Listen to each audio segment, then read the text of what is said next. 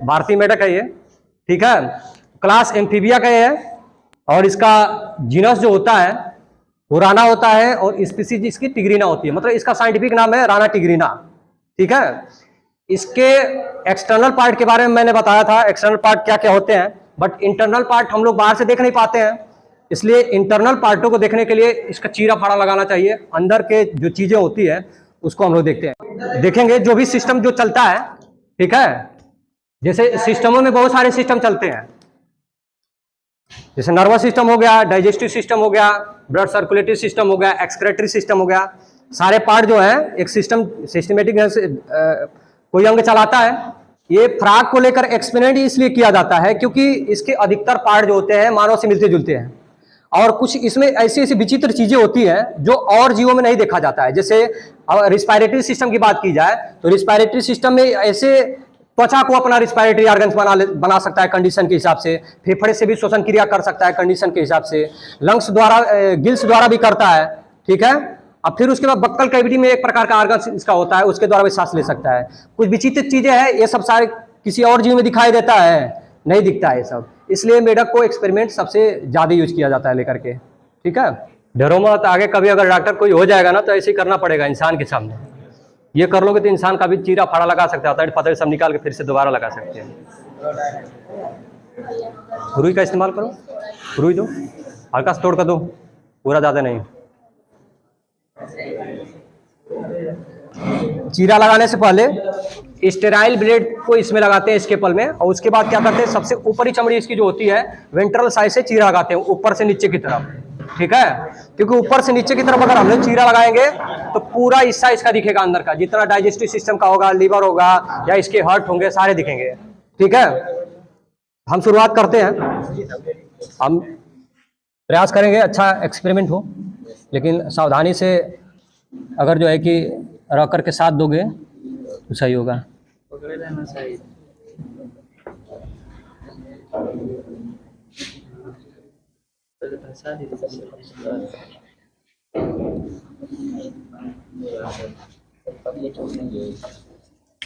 Blade तो आओ बहुत चोक है, लेकिन देखो बस देखते जाओ तुम।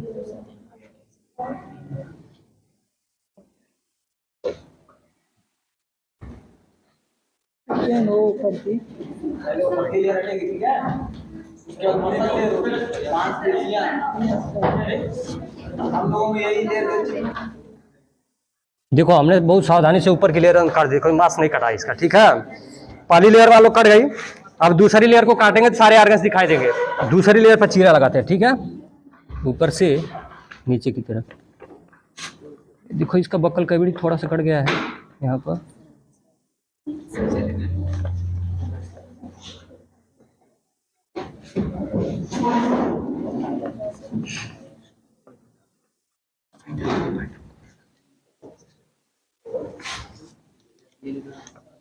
पकड़ रहा ना तुम लोग।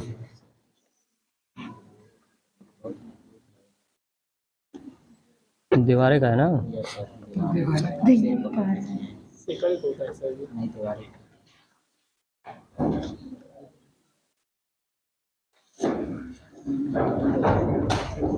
देखो यहाँ पर 12 में जाओ तो सबसे सर यहाँ से फाड़ना पड़ेगा।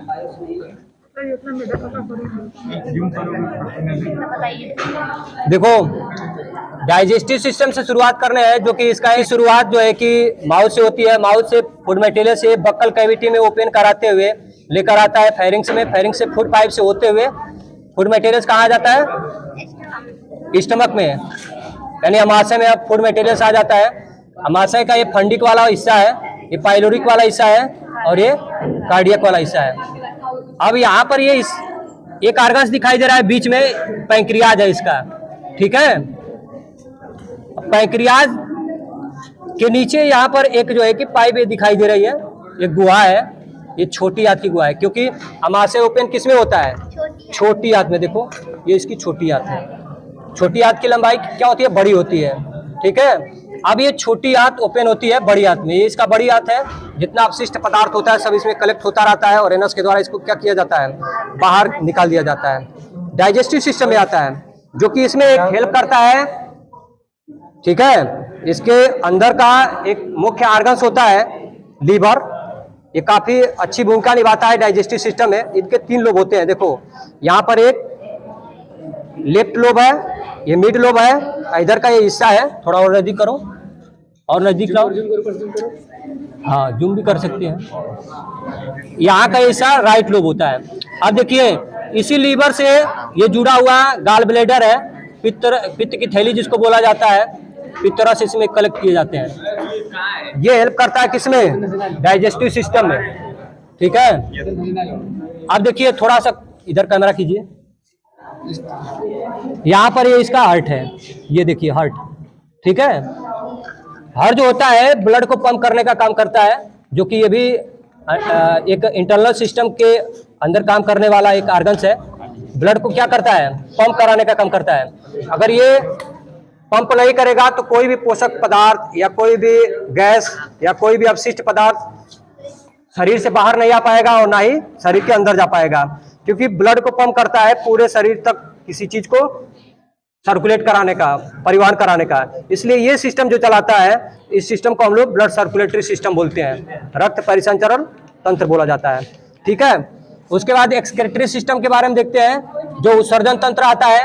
हालांकि उत्सर्जी अंग किडनी होता है, तो भी उत्सर्जी क्रिया वही कराएगा ना। तो ये किडनी है, किडनी सब में एक पैर होती है, ठीक है, यानी 2 के नंबर में। देखो एक किडनी का पहला हिस्सा ये है और दूसरा इधर होगा, ये देखो ये, ठीक है। ये पहली किडनी है और इसी के राइट साइड में दूसरी किडनी है।